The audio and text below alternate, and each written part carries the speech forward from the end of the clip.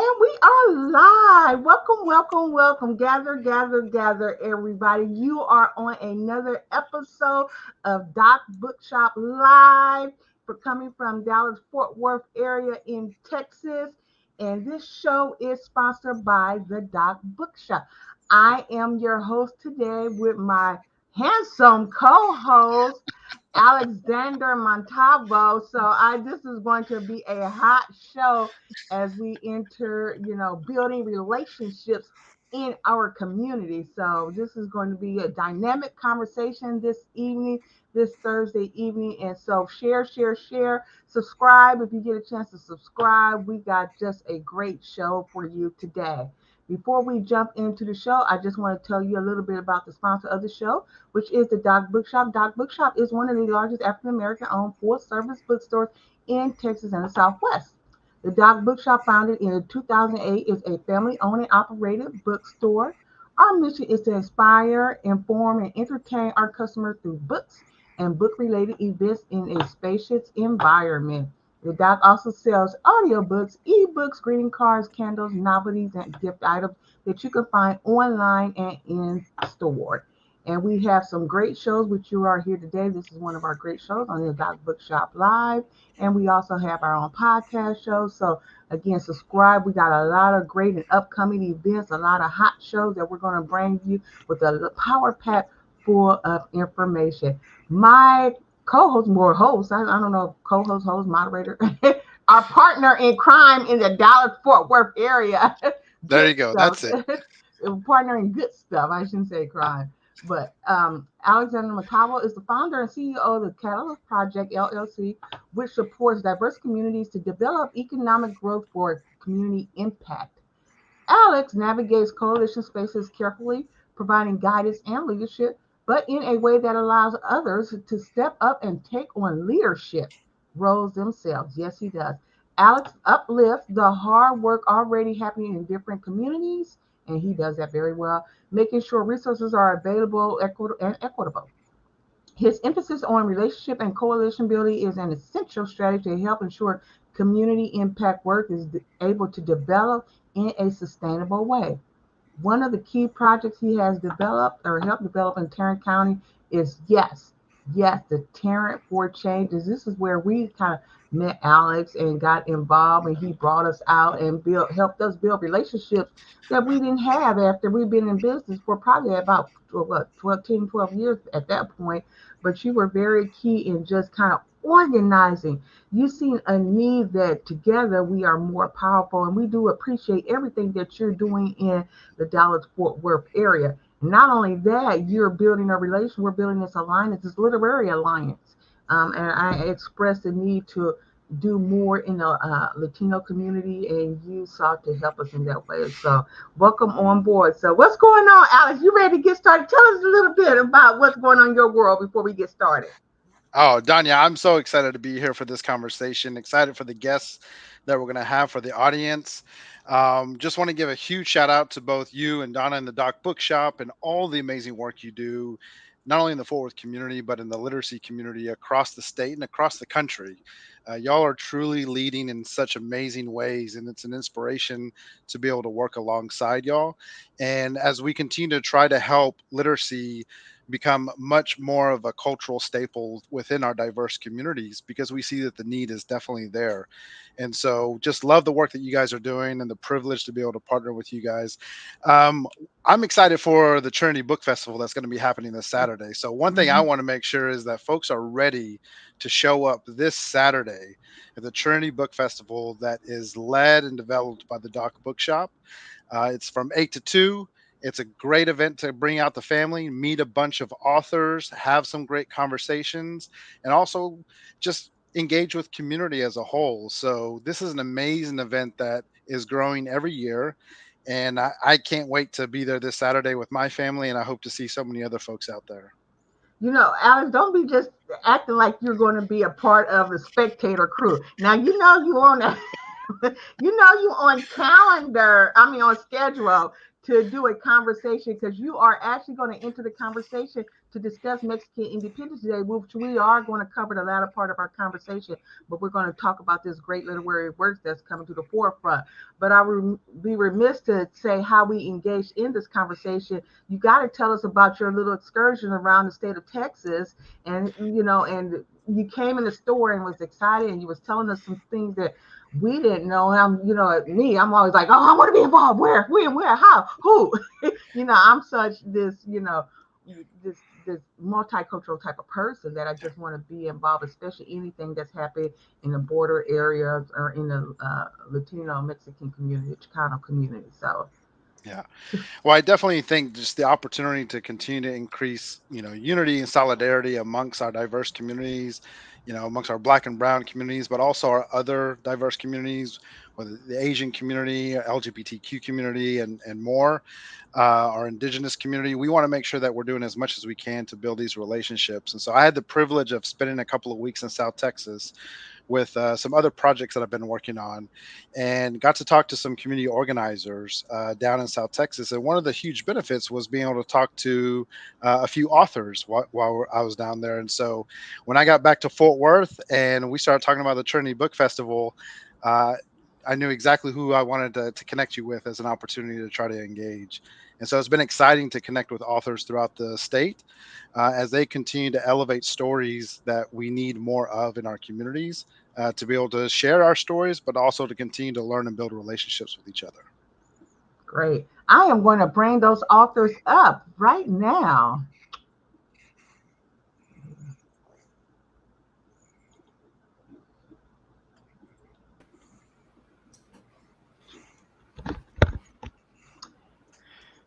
So, you guys, thank you for everybody that's joining. I see you're joining in the chat. I see the conversation going, and I'm so excited to have everybody here today. We got some great authors. The Doc Bookshop is just venturing out into all different subject matters, and I am so happy to have some of the authors with us today. We have Thomas Ray Garcia and Aurelio Manuel Montemayor. And they're gonna, let me just say this now. I've already told them. I've already told Alex. I got this relectification thing going on. Is with my mother tongue when I deal with the African and the African communities, and so in my Latino community, I have a Latino heritage myself. So I have relectification all over the place, right? But let me give them a proper introduction. Thomas Ray Garcia is a writer, educator, and entrepreneur from Far, Texas. He is the author of the award-winning short story collection, The River Runs Stories, and a co-author of El Curso de la Raza, the education of Aurelio Manuel Montemayor.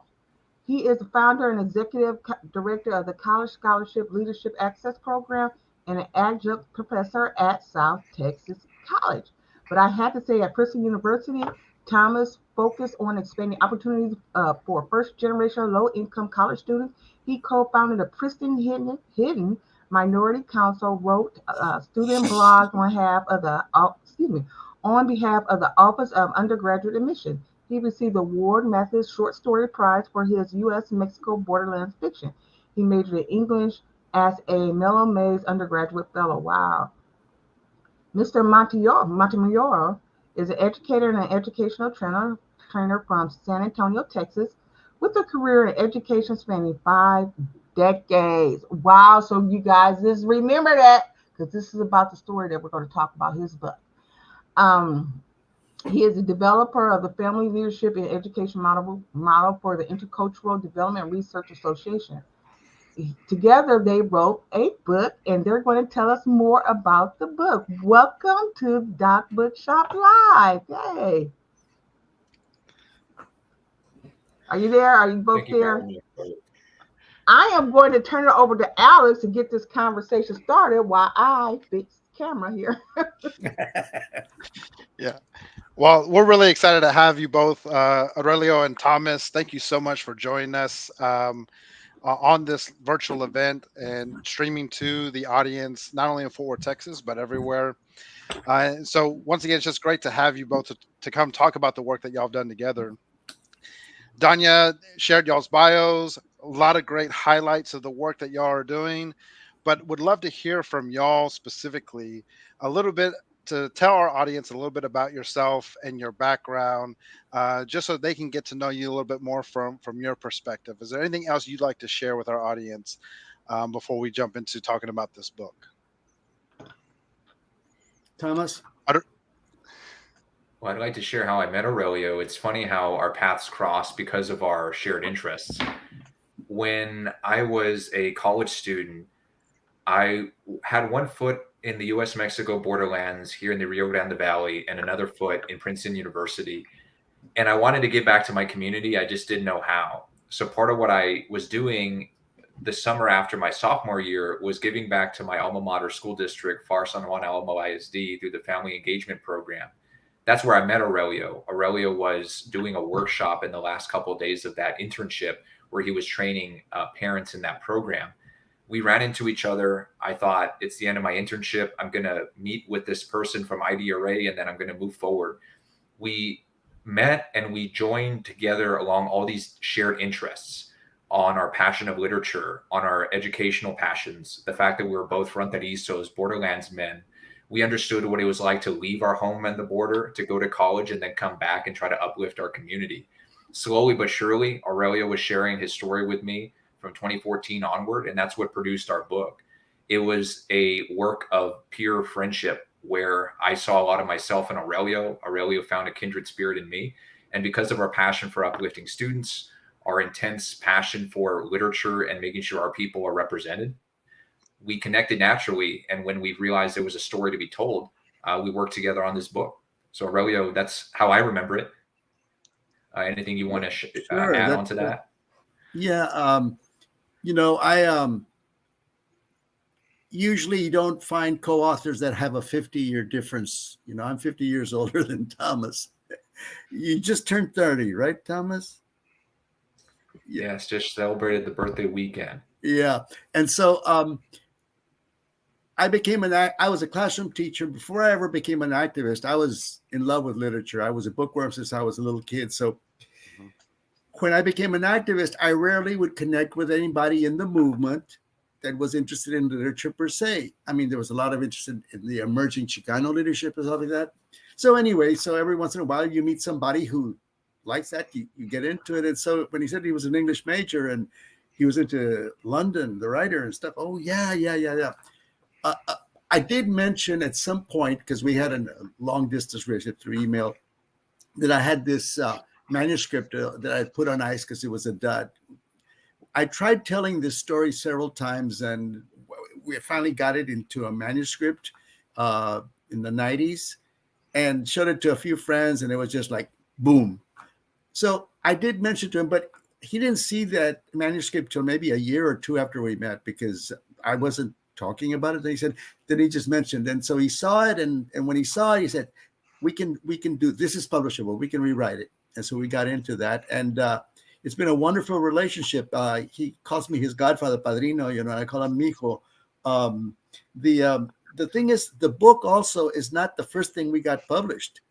We actually, once this book was already cooking and the press, the university press was working on it, we found out there was this conference on Paulo Freire, and they were asking for submissions. So we submitted. We have a chapter in this collection called Radically Dreaming. That was about almost a year before, maybe more, this got published. So because a lot of in the book and in my life is connected to people like Paulo Freire. So we have a lot in common. It's been a delightful. Somebody yesterday asked me, a person who's doing post-war work, where he said, I've got a chance to co-write with somebody else. What's it like? I said, it's wonderful.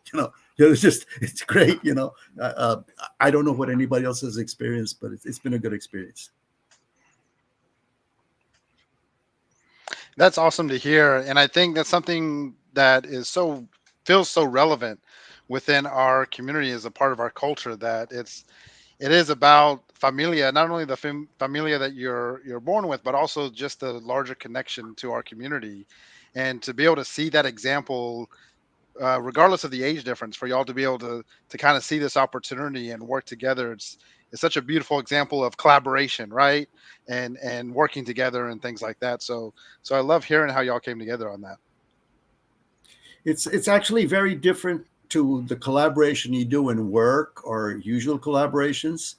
Uh, I guess you imagine because you're getting words and crafting them and molding them and changing them and shifting them, and you've got two different tastes in literature, and to blend the two. So it's interesting. I think it took a long time because a lot of times we were dealing with stuff that was bringing up a lot of old bad feelings and stuff. It wasn't easy to write in terms of what had happened, and so I think you just had to sit there patiently and wait for the next batch. And also I crank out a lot of stuff in writing for my work, my organization, right? In fact, I was just asked to write another 1,000-worder for our next newsletter. That's very different to this. Very, very, very different to this. Right. And to add on to that, I think one of the features is the fact that there's such a huge age gap between Aurelio and I. When I heard Aurelio's story, it was very much situated in the late 60s, early 70s South Texas Chicano movement. But at the same time, I knew there were some universal elements that modern readers should learn from. And I was the case study. When I was hearing Aurelio study orally, I realized I understand that. I understand what you mean by leaving the border, coming back, having been college educated, and feeling not quite at home anymore, or wanting to make a greater difference than just what you're doing in your high school classroom, or trying to become involved in movement work, but not quite knowing, are you going to work on the outside of the system, reform it from within? All these are issues that I faced throughout the Trump administration from 2016 to 2020, and that I continue striving to do in my current college access work and my nonprofit. So Aurelio's story very much is parallel with mine in many ways. When we were drafting our book, I would go back and forth on some sentiments. I would hear Aurelio's story, and then I would say, how about this? And I would draft a paragraph, and then we would tease out some words. But we realized the sentiment was there because we had both experienced it. We both knew what it meant to feel not quite at home at the border anymore, or trying to fit in a certain activist space. So I feel like the lessons in this book go beyond the history. The history is simply a means to get across the personal story. When Aurelio showed me the initial Curso manual, I realized people can learn about what the Curso de la Raza is and maybe replicate it in the modern day. But the key way to do that is to learn. It wasn't just Aurelio Montemayor and his two co-facilitators who did that. It could be any modern activist who learns from this book and applies it to the modern day. I want to go in and hear the early education of Aurelio. I really want to deep dive. I want to really understand this. If you could take us back to your early childhood, your early educational experience. I really want to start there and just give an audience more in depth of who you are to the becoming of the story. And by the way, the title in Spanish means the course of the people.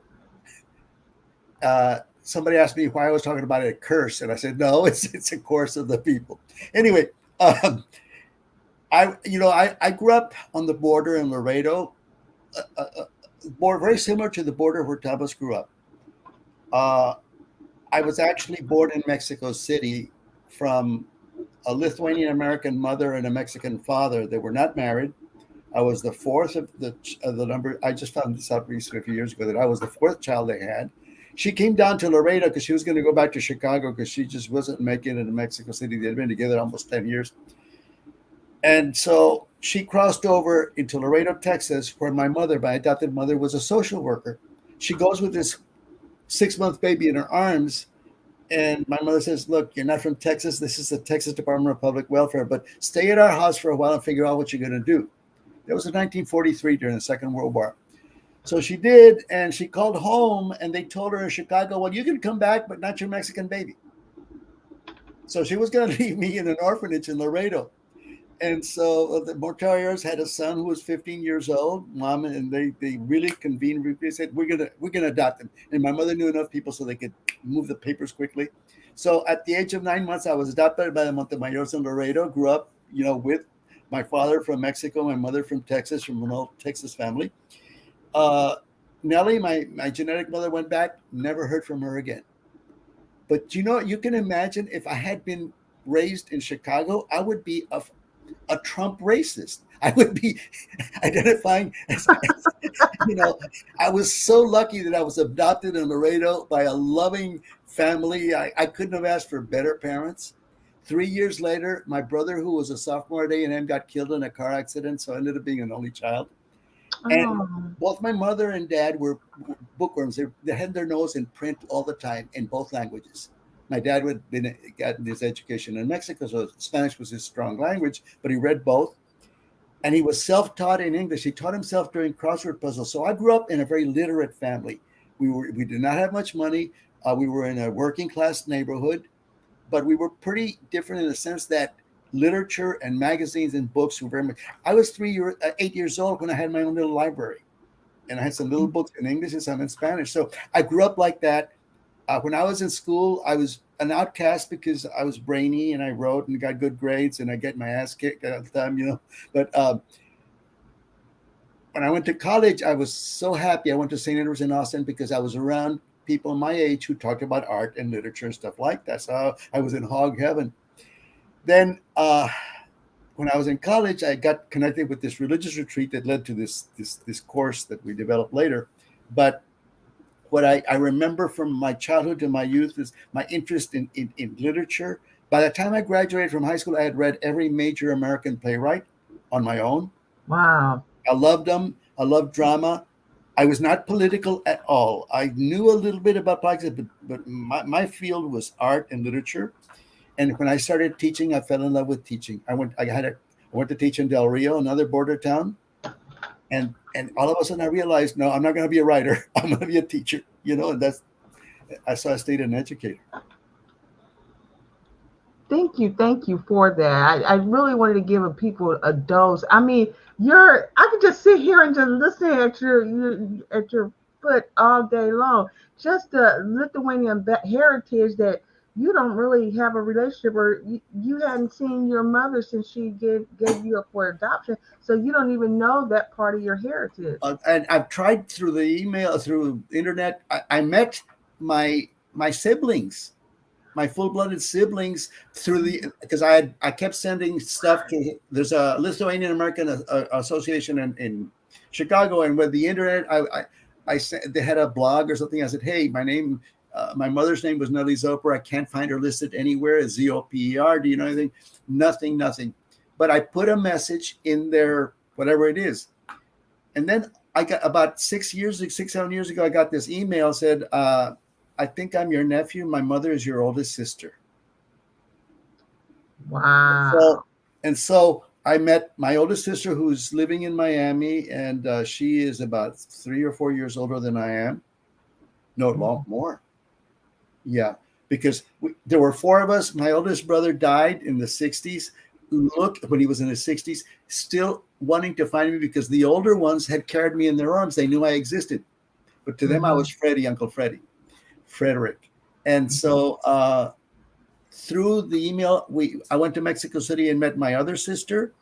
And my sister from Miami came down. I met some nieces and nephews. And then I went to Mexicali and met my brother's widow and that family.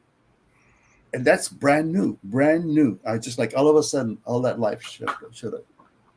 Wow. Yeah, that is a big wow. What, as you guys were writing this book, Thomas, and you said, you saw a lot of yourself in Aurelio's story. What were some of the things that you started to kind of see where those connection points were? And how y'all started having conversations around revising this manuscript, and how that was starting to show itself in those conversations. I think the biggest revelation was when I saw how Aurelio continued to do his work over time. In 3 simple parts, Aurelio initially worked within a system as a high school teacher. Then he decided, I need to work outside the system as an activist to make this change I want to see in the Mexican American community. And then later on, he created his own system. He was the co-founder of the first accredited Chicano college founded here in Mercedes, Texas, called Colegio Jacinto Treviño.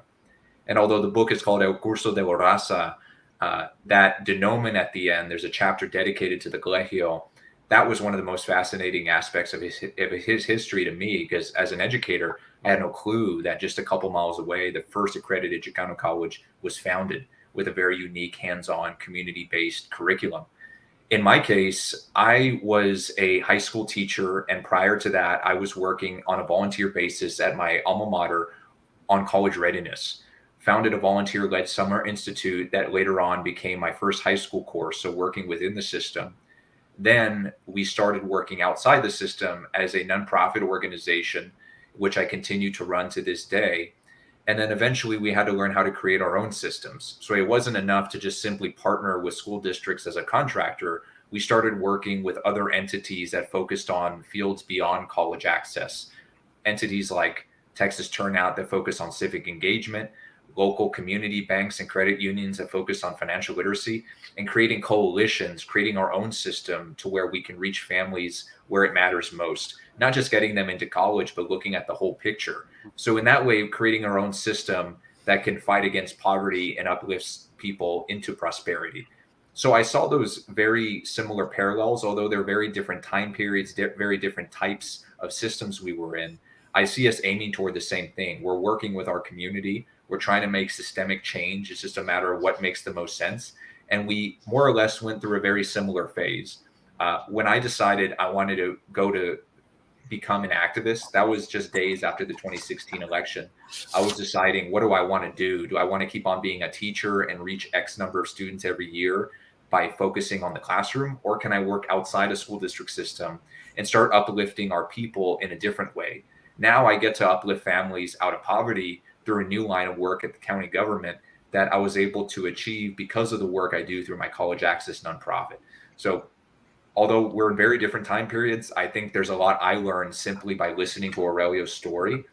This transformation I went through, I was going through as I was listening to Aurelio's story. So in many ways, I think he educated me on which pathway I should go on during the Trump years and during COVID-19.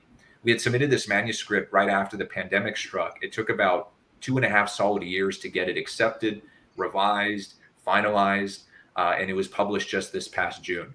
So it's been a long journey to publication, but I feel like every single time we revisit it, whether it's for a revision process or getting it out there, like in this event, there's always a new angle I look at it from. I always learn new lessons from it. And that's what I hope the audience gets from it too. Thomas, a lot of the chapter titles came from you. It's not a story I told him. We both co-wrote it, but there's obviously I can see some things that are really Thomas's. Why did you call a chapter? Why did we call it "The Wound Widens"? That one that stuck with me. Why did we call that chapter that? That chapter focuses on Aurelio's upbringing in Laredo, and that's where we're focusing on what it means to be a fronterizo, a borderlands boy. And in that chapter, there's a reckoning with the Gorean Zodua concept, the herida abierta. There's a very moving passage that I was writing based on my own sentiments, leaving the college, coming back to the Valley, and feeling both not quite Mexican enough, not quite American enough, and looking at my community through a new lens. And I didn't really understand that until I was talking to Aurelio about his own story, about the events in that chapter, about going to a Catholic boys' school, getting educated, feeling bullied because of your interest in literature, and feeling, well, I got to leave this place. This place isn't for me, but also feeling internally, but this is my place. I was born and raised here. These are my people. So in many conversations, Aurelio and I would go back to that sentiment. That title comes from the Abierta Hierta that Gorean Zodua talks about. And we update that idea that it's not simply a wound, but that you carry the borderlands with you. And in doing so, you look at the world through a new consciousness. You look at the border through a new consciousness every time you come back, especially having been educated in college. There's a line about you see the diabetes-inducing diet and you start to change your palate accordingly. You look at the railroad tracks, and they're not just railroad tracks anymore. They're division lines of segregation. And you can't unlearn those things once you learn them. So the wound widens, but as a result, your consciousness expands. And that's where the concept of that title came from. And I think that's a huge component of Latino life for a lot of folks is this struggle with identity, right? Because there is so many things and so many components of Latino identity that a lot of folks want to look at the community as one big monolith, but we know Mhm. that there are way too many variables. It's so big that there's so many differences within our experiences, our lived experiences, within our family backgrounds, within our heritage, and all of those components. um, and I think what was interesting for me being in South Texas for a few weeks, and being able to talk to folks in person, be able to be on the ground, talking to various organizers within the community, was just seeing just this wealth of passion, this wealth of talent, and then hearing y'all both talk about y'all's experience of looking at, okay, what is within, what is available to me as institutions that are there, what is missing, and then how do we kind of start solving this. And I think that's also very inherent in our culture. Like, we build things, right? We look to try to solve things, and we look to try to build things. And I think that's very inherent to kind of how we look at trying to see this, because we're always trying to solve various things, including our identity. I'd love to get y'all's thoughts, as you've talked about, being in South Texas, being in Laredo, or being in Hidalgo County, and just y'all's experiences in that space.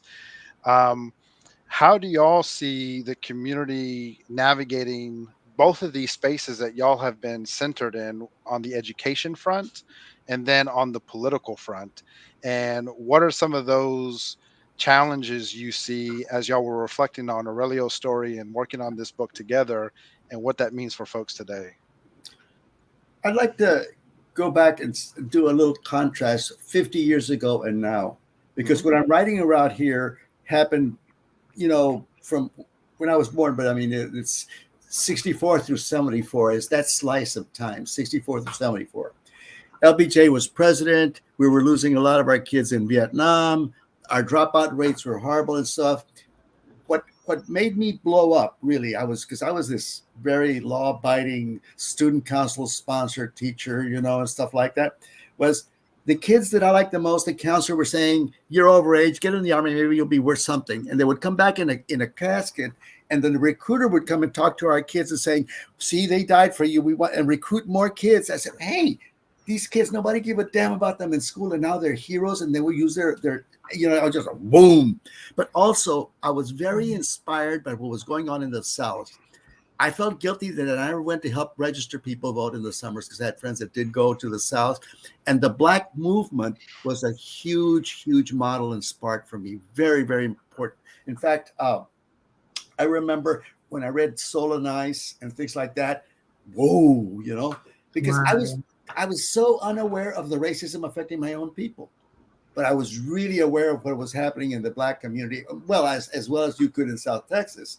But the the strength of young people in colleges in those days, when they said, "No, we're not colored or Negro, we're Black, and I'm Black and I'm beautiful." Yeah, yeah. All of a sudden, I was just like, "Yeah, that sounds right." And so, when I got involved in the Chicano movement, we would say, "I'm brown and I'm beautiful. I'm Chicano power," stuff like that. It was just like our issues then were very similar to what they are now, in the sense of the total impact on our community. You know, our workers are overworked, underpaid. We're a cheap labor pool. Our dropout rates are still pretty high in school. We're not well represented in college. They no longer stop you from speaking Spanish in school, because I remember in Laredo, Texas, I had my nose on the blackboard saying I will not speak Spanish in class. In Laredo, Texas, with a teacher who spoke with a heavy Mexican accent. Okay. But so right now, I think I'm hoping that something like this book, other things, saying something's got to happen. We had walkouts then, and they were very effective. Uh, People are getting screwed royally, people of color, recent immigrants, and they're using anti-immigrant feelings and and racism and homophobia to get people, to bring out the worst in people, to organize around and blame us for what the people running the big powers that be are running the country. So I think the power relationship is the same. It's a little bit harder now, because in schools, it doesn't feel that the racism is blatant. Although now the kids are really, this book banning might get the kids aware, that there's something bad going on.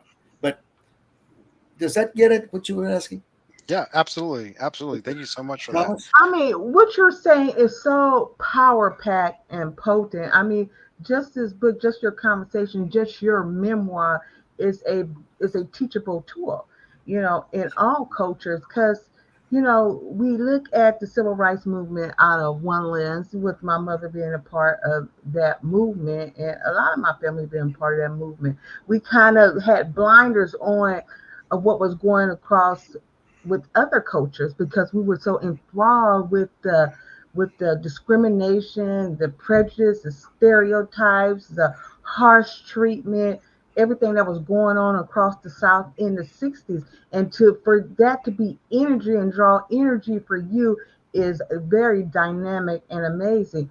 And in your book, I just want to see, how did you were looking at that civil rights movement and say, hey, I want to be a part of. What were those first steps like? What was that first experience like? How do you describe that in your literary work? Or maybe Thomas can help us to tell us how you describe that in your literary work. Yeah, I was talking a lot. Let Thomas talk. One of the things I love most about hearing the stories from Aurelio was seeing that love of literature as told by someone who grew up with a special relationship to these books and these authors. In my case, I grew up a little differently. I didn't grow up with books in the house. I didn't become literary savvy or understand the power of storytelling until I got to college. I had that privilege of 4 years literally getting paid in financial aid to read. And in doing so, I learned the power of the liberal arts in making change. Initially, it took me a while to understand that. I thought, I'm sitting in front of a book. I'm using time to read the book. I'm not making a change. And that's why I was doing so many college access initiatives back home. I was 9 months a student, 3 months a servant to my community. But since then, I've learned that it's a lot more complicated. And I think Aurelio's story was a huge part of that, in realizing how literature and the arts in general can be a catalyst for change internally and externally. Internally, we wouldn't be who we are today without the authors and the books we read, even the ones that you might think have nothing to do with what we're talking about right now. I became a writer because of Jack London in The Sea Wolf when I was age 13. That has nothing to do with Mexican American history or the work I write now, but that got me interested in key ideas about what it means to be human, what it means to be a man, what it means to be a man versus nature, things out of your control. And then we see some of these themes in the historical memoir. And I think part of what I love about Aurelio's story is that it is a teachable tool. And that was why we wrote it the way we did. It is historical. You're going to gain a lot from it. It's an undertold story about the Chicano movement in South Texas. But when you see yourself in Aurelio in any of the forms, whether him as a student, him going away to college, him as a teacher, him as an activist, him deciding, do I want to stay here in Texas or not? Do I abandon the cause and live for myself, or do I go back and continue the work? I think these are pretty universal ideas that we got to because of themes we read in our stories. In many ways, I think Aurelio exemplifies those archetypes in that we read in Mexican American literature and history. And I think the teachable part is, how do we see ourselves in those stories as well? Part of what I love most about stories like this is that it seems very particular to a time or to a certain culture, but then you see those overlaps with your own culture. And I'm so glad you shared that earlier, Danya, because that was one of our goals in the book. And I'm so glad to hear you share that. I mean, for him to bring up Soul on Ice to the forefront, talking about Eldridge Cleaver and Kathleen Cleaver, because they were a part of the Black Power movement. Yeah. And to see how that movement energized other people, other groups, to self-reflection on their existence in this nation. At that time it was turmoil. And I think we can't put it all on this awakening on one group. I think every group helped create change at that particular time, just having that awakening. Because you might be able to discriminate against this group, but can you do that to all groups? And I think that helps in everybody having this self-reflection of who they are, and then fighting that fight to make change for everybody. And that's indicative of the history. And we're going to get back into that Mexican Independence Day and slavery, because there is a very deep connection there in terms of the fight for freedom and liberation in Texas, because they did not want slavery on that land and on that soil. But I still want to continue on the book right now.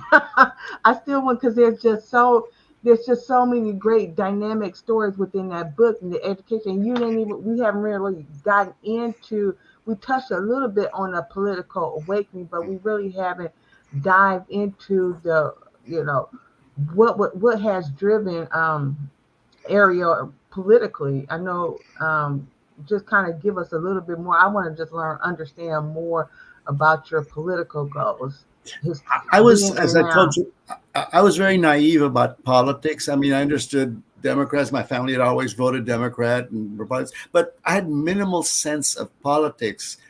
And what I knew about what was going on in the Black community seems totally separate to what I grew up with. I just didn't see the connection until the summer of '68, that all of a sudden I got into this program.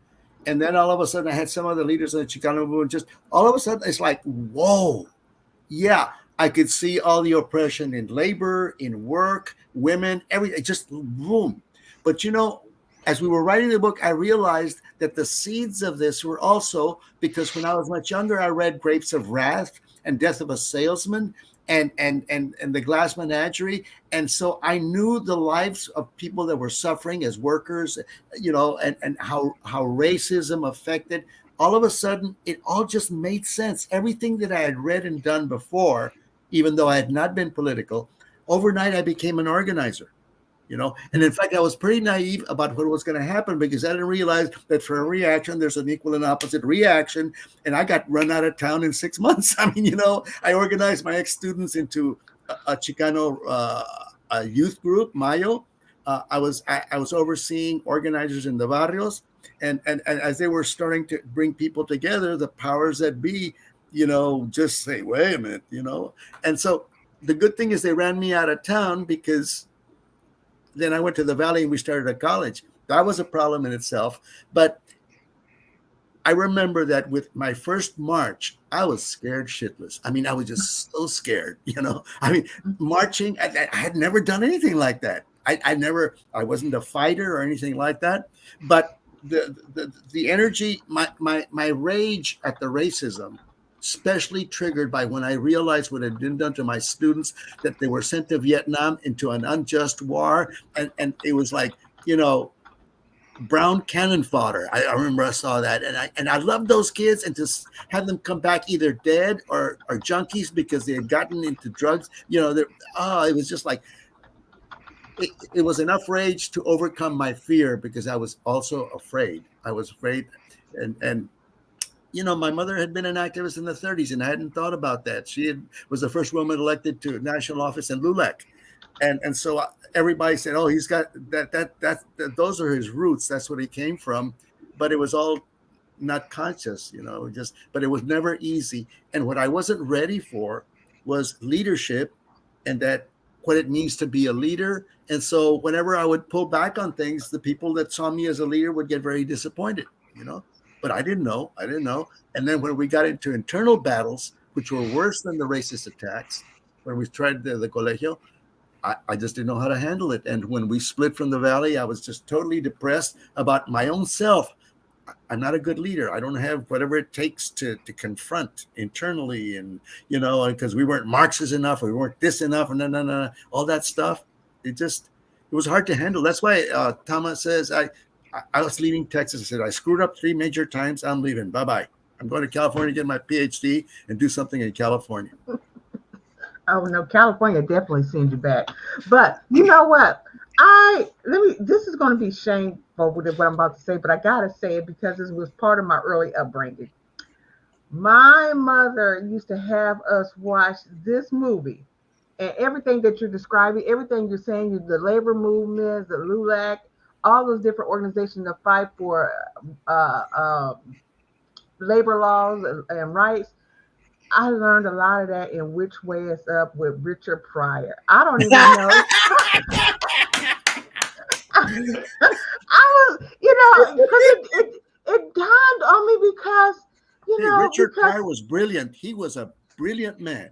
Yes, and you're describing that. It just takes me to that whole scene. It was kind of a love story combined with drama and all that, but it was telling a lot of telltale of what was going on in the borderland. It was Richard Pryor, subliminal politics. That's what he did, a subliminal approach. Yes, I'm dealing with this, but you guys should see here. Guys should see the unfairness that's going on here, the fight that's going on here. He shined a light on that. Yes. And so that's where, I mean, you guys, I know y'all put it in the chat that y'all want this book. Yes, get this book. I'm going to put I'm gonna let Alex ask some more questions while I get that coupon code, and I'll put it in the chat, and you can get that book. And I thank you everybody for joining us today. Click subscribe and share, because Alex and I are probably going to have a lot of upcoming shows. So yes, and I will. While Alex talk, I'm going to get that link right, because I think All right. Donna's gone somewhere. Yeah, no worries. My back off. Definitely. We'll definitely keep it going. Thomas, want to see if there's anything you'd like to add, and then I definitely have a question I want to follow up after that. Yes, when I was helping Aurelio write this book, I was going through my own political awakening in a way. I had always been politically active throughout college from 2012 to 2016, but 2016 really changed things for me. I was in the classroom as a high school teacher the very next day after the election. One of the hardest days I've ever faced in education is sitting down in front of my students. About half of them know what just went on, the other half have no clue. And then you realize that a good number of students are missing. And these are students that I never even saw again. Right after the election, some families just left the area and the school didn't have much info about what happened. So there was a lot of tension and a lot of discussions about what does this mean for us now? What can we do for each other? How do we make sure we're all there for each other? And I felt like I navigated that conversation with each of the classes in retrospect in a very effective way. It wasn't necessarily partisan, but it was understanding that this left an impact on us as a border community, and now we have to reckon with it. And since then, I've learned, how can I keep that spirit alive in all the different work I do? I've worked within systems, outside of systems. I even ran for office myself last year in the 2022 primary for the State Board of Education, an open seat. The only reason I did that was because I saw the pain and suffering of our students and teachers during the pandemic. I understood very closely that my political awakening woke me up to systemic failures that we take for granted. We just take for granted that our community has certain level of quality schools, and we just have to accept that. That we have a certain percentage of our people living in poverty, and we just have to accept that. We have a healthcare system that is largely expensive and inaccessible, and we just have to accept that. We don't have to. We can change that. That's why I ran for office and raised awareness specifically about the State Board of Education and how that entity makes a huge difference in what our students learn in the classroom. So earlier I mentioned I read Jack London. He was wonderful. He changed my life.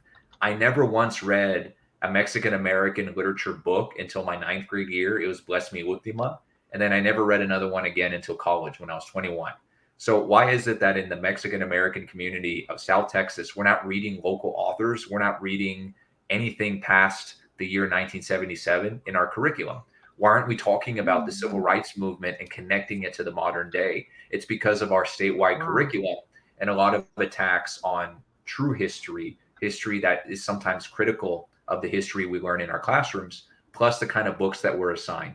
So I have no doubt that one day The River Runs and El Curso de Raza will be on a banned book list. I welcome that honor. Whether it's political or not, I welcome that. And I think that's something that is indicative to the fact that we speak to topics that students want to learn more about. It's not that they don't know simply, and it's not that they don't want to know. It's that they don't even have access to this information in the first place. If I would have had access to Mexican-American literature like El Curso de Raza in high school, I would have been a very different student. I would have been a more worldly student, a more self-aware student, going into college with a self-identity that not just knows more facts, but knows more about who I am and where I come from. Plus, no matter what I majored in or what I wanted to do, I would come back to my community with a greater understanding of how to make a difference in my community because I know my history, I know my culture. So all those things together, I'd like people to pick up reading this book, whether they're politically inclined or not. It's for everybody. It's for people who are interested in history, people who are activists, who might not be in tune with the political system. And of course, very political people who want to understand more about activist struggles during the 1960s and 70s, taking those practical skills to today. I love you sharing, Thomas, about how your experiences within the changing dynamics on the political landscape. You look to how to solve that within the education landscape, and then there's this interconnectedness between education and political movements. I'd love to hear from y'all's perspective for some members of our audience who may not be as familiar, who hear it probably or have heard the term before. But the book talks about the Chicano movement. We have this term Chicano.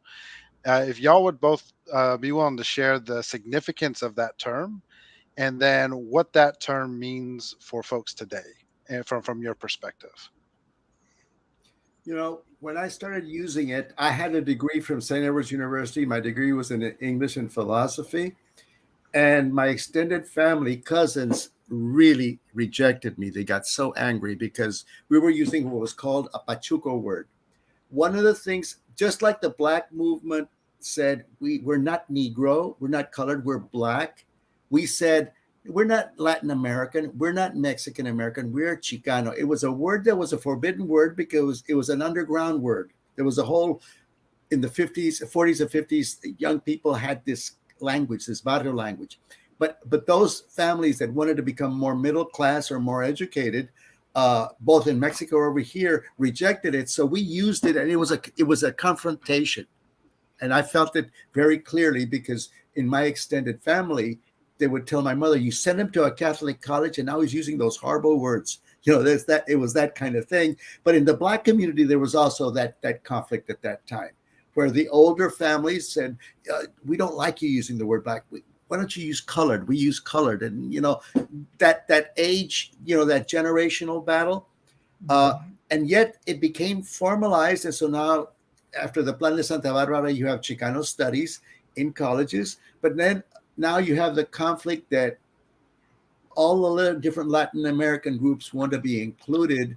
So you always will have a battle of what label to use. Chicano is very much for the Mexican American, not so much for the recent immigrant. It's for the ones that mostly are raised over here or born here, that have the Mexican roots. There's always going to be conflict of what do we call ourselves and who are we, and stuff like that.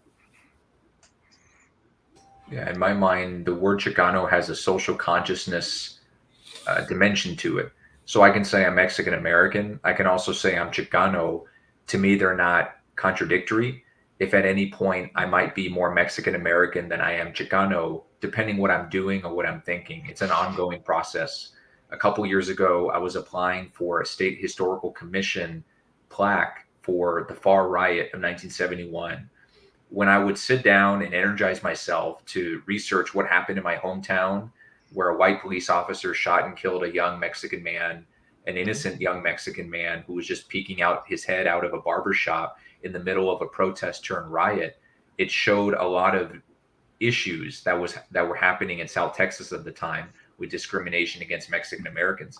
When I would learn about those facts and I would put those facts into action in the form of research, making sure the plaque went up, raising awareness about the story, I feel like in those moments, I am Chicano.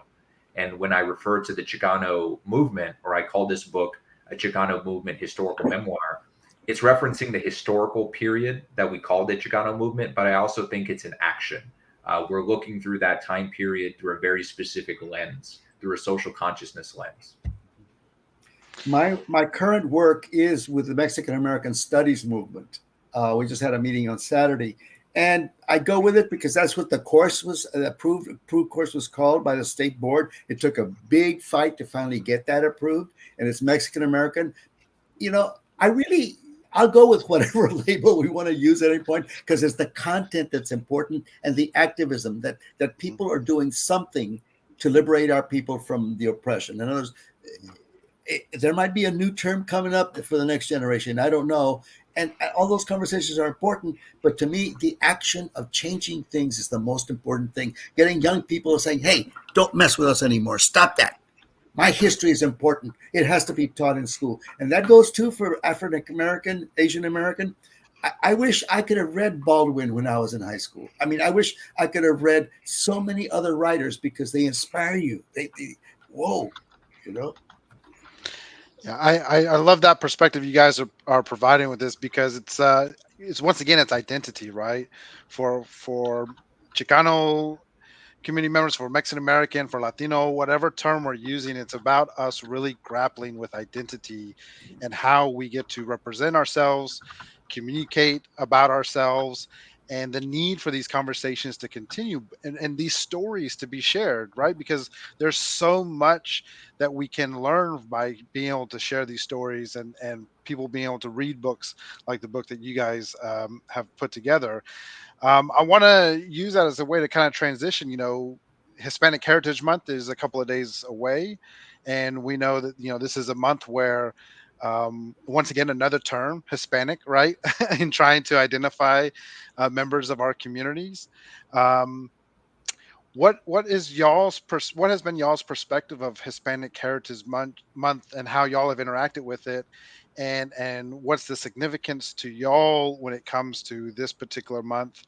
And then, as Danya had kind of referenced, within this month is a celebration of Mexican Independence Day. And so, how does that conversation happen for especially communities um, near the border in South Texas where y'all live, and how that, is discussed within families, communities across the board. So love to have y'all's thoughts around that.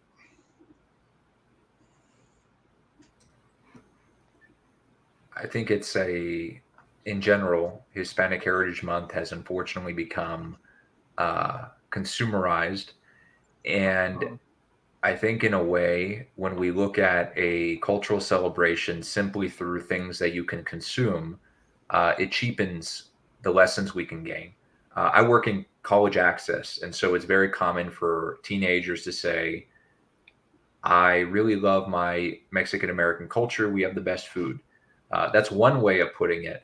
But what does the food mean? It's the connection to my family. It's that corner store I would go to at the end of every week. It's the barbacoa tacos that I would use to connect to my tia and tío. It's those actions that matter more, not just simply the fact that we're buying the food, right? And so when we simply go out to other cultures and say, this is what makes up our culture, we get reduced to these stereotypes of the sombrero wearing Mexican, of the taco eating Mexican. Beyond that, if we attach things like Hispanic Heritage Month to actual lessons, and history is a wonderful way to do it, I think that's something that we can move forward with and be more active with in our communities. So down here on the border, there's so many great examples of our community being conscious of what this month means for us, being along the border, where this Saturday, for example, and I don't mean this as a plug, that I'm going to be reading my short story volume at McAllen Heritage Center, which is just down the street from the U.S.-Mexico border, on Mexican Independence Day. And my book, The River Runs, focuses on what it means to live along the U.S.-Mexico border, to live in between two worlds.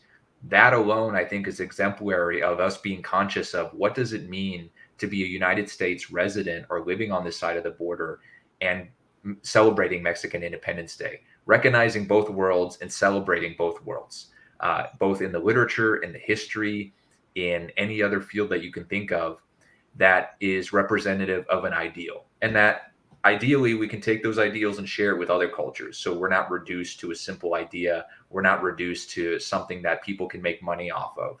What I think is the best thing about college access is unlocking that in young people. So when young people say, I didn't think of being from the border as an asset. Yes, in one way, it'll get you into college, but also it allows you to see yourself in a new way. You never thought being from the U.S.-Mexico border meant something different than what it does in your day-to-day life. It means that you have access to a whole other culture just miles away, and you get to see yourself through this double consciousness in ways that other cultures simply don't have access to. And if we can learn how to celebrate that, then naturally our Hispanic Heritage Month becomes a lot richer.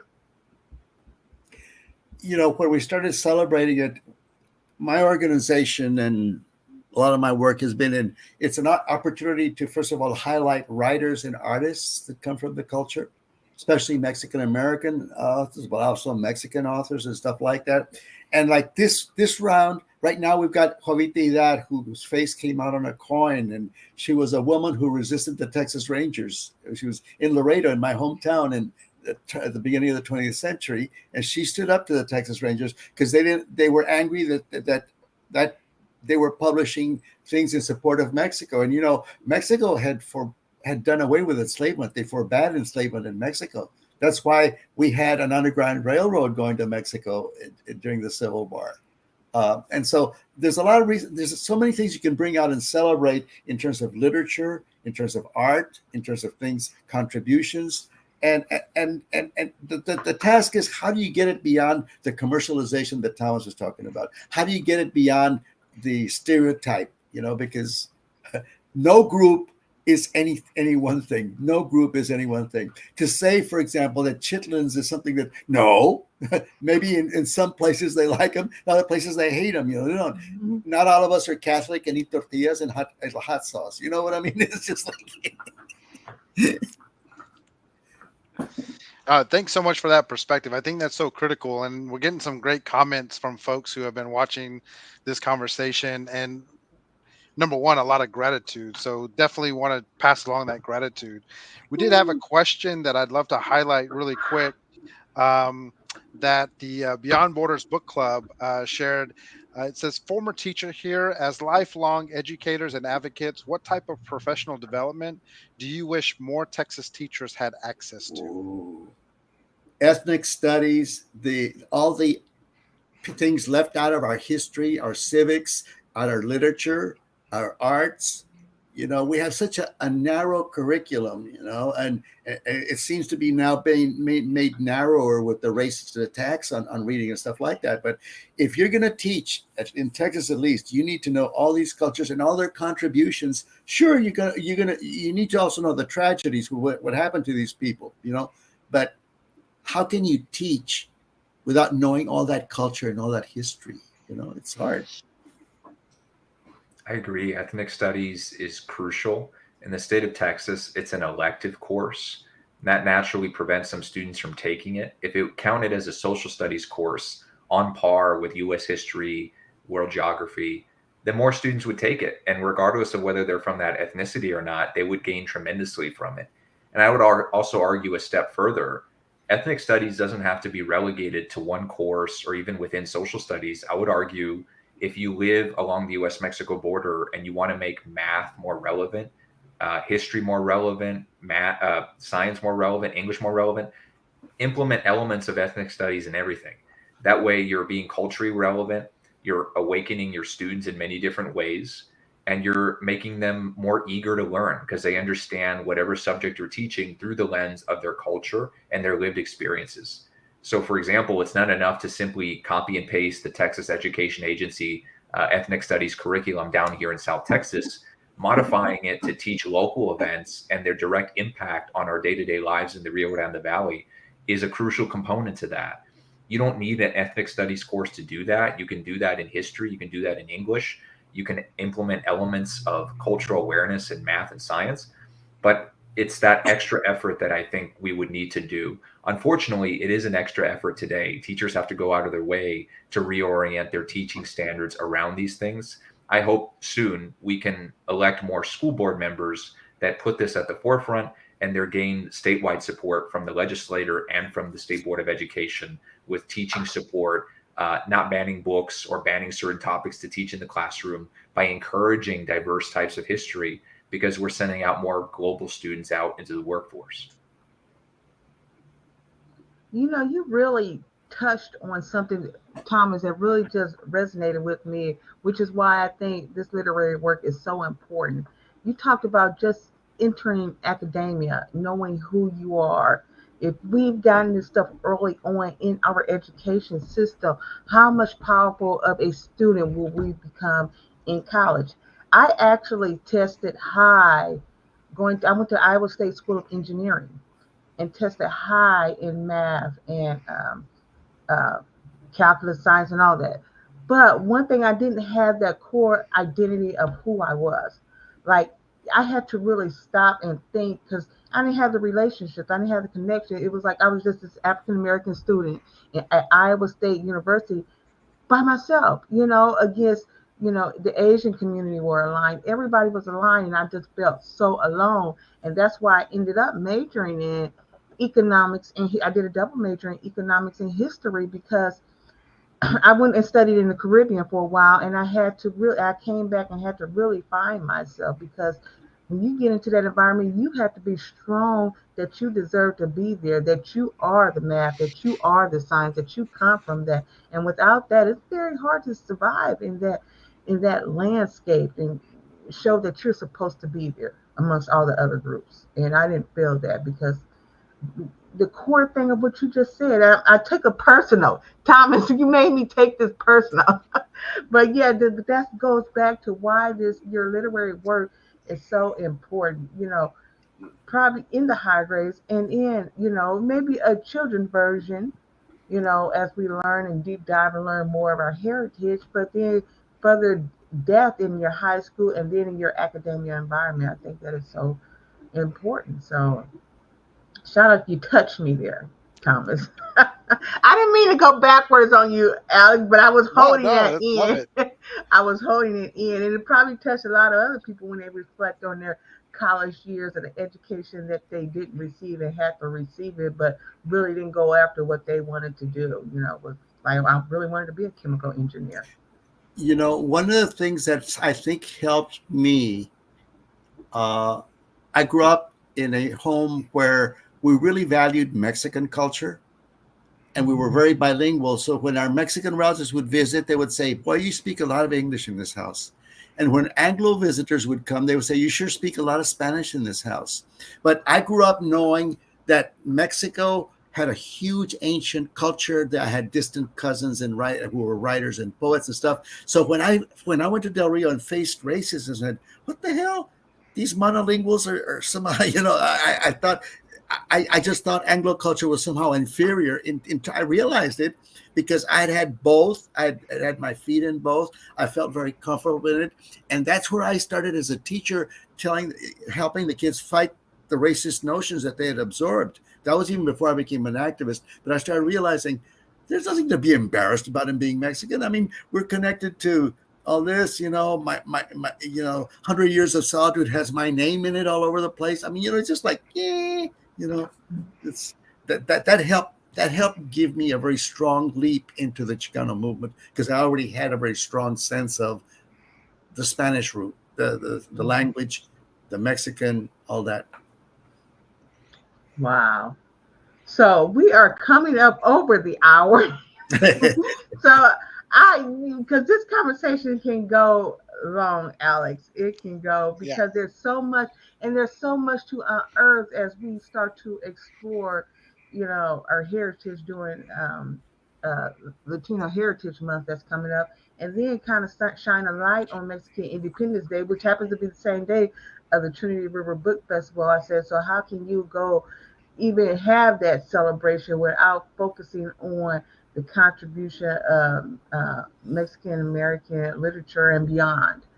I think that is I so wish I important. had known more about it earlier because I would love to be there with you.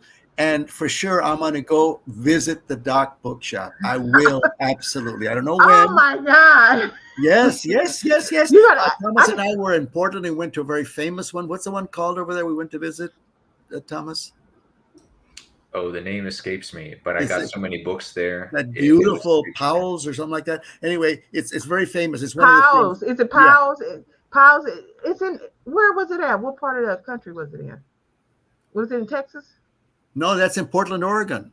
Yeah. Oh, okay. It probably was Powell's. Pals. Yeah. We Yeah. went to Shout out to. speak at a conference on that other chapter we had written, and it's a very famous one. But I want to go visit yours because what you said makes it. It's just the way you describe the space there. I want to. Well, we're definitely going to continue this conversation here, not only within the Fort Worth Tarrant County community, but also just continue to try to help support y'all and y'all's future endeavors, as well as just continuing to help it get exposure to this book. One thing that I will share that Tarrant for Change will be working to talk to the organizers that are part of the collaboration teams that we are connected to, and we're going to see when we can schedule a book club around this book with organizers to have some conversations around it. And so we'll be excited about Oh, announcing that and wow. purchasing books for organizers to be able to host some future conversations. And so we may be inviting you guys back to talk to that group so that we can continue to dive deep after people have been It's able been to such an honor read to this be book. part of this. Thank you very much. What an honor. Thank you. I am so excited to learn more, Alex. I just think this is a great kickoff to those Absolutely. conversations. So, how do people, if they want to connect with you, how do they connect with you? I don't know if I definitely, if they go to the book page on our website, we do have a connection. But go ahead and tell people that are listening how they can connect to you. And again, thank you guys for listening on Facebook and YouTube. Subscribe and share this video so that you can continue the conversation. Is there a chat column I could put my Uh-huh. email address, and Thomas, you can put yours too? There's private chat and there's comments. Post a comment. Okay. It says join the chat. Okay. Excellent. And yes, for those listening, Thomas Ray Garcia and Aurelio Manuel Montemayor, if you put those names in Facebook, Twitter, or Instagram, we will come out. Follow our accounts. We also have a unique website for our book. It's the title of the book, elcursodelaraza.com. That website is actually in the end notes of our book multiple times because we have some primary archive material that Aurelio kept all these years that we referenced in the book and we scanned and we put on our website. So the website is a great place where we put a lot of unique materials. We update it at least once a month. So it's something we hope to keep on going for students and teachers of Mexican American history and anyone who wants to learn more about the book. So Thomas Ray Garcia on all social media platforms, Aurelio Manuel Montemayor on all platforms, and elcursodelaraza.com. Yeah. I needed my Google password to get into the comments. It didn't let me in, so I couldn't type anything in the comment column. That's all right. We got you covered. We got you covered. Good. That's good. Thank you very much. Thank you both very, very much. You've been wonderful interviewers. All right, thank you. And we had to follow up maybe on social media about how your events go on during for Mexican Independence Day. So I'll be following you online just to check out everything that you guys are doing for that celebration. Antonio Cruz, Roxy, and Rojo, thank you guys so much for tuning in, and everybody else out there that tuned in. Please follow us. We got a lot of great upcoming events, and we'll be showcasing the conversation at the Trinity River Book Festival between Alex and it's Marion Sorellis and Richard Gonzalez. They will be sharing their book and the history on Mexican Independence Day. So yes, definitely tune in. If you can't come, we'll showcase it online. Thank you, everybody, and we will see you soon. Thanks so much, Thomas. Thanks, Aurelio. Thanks, Danya. Bye-bye. Thanks. Bye-bye.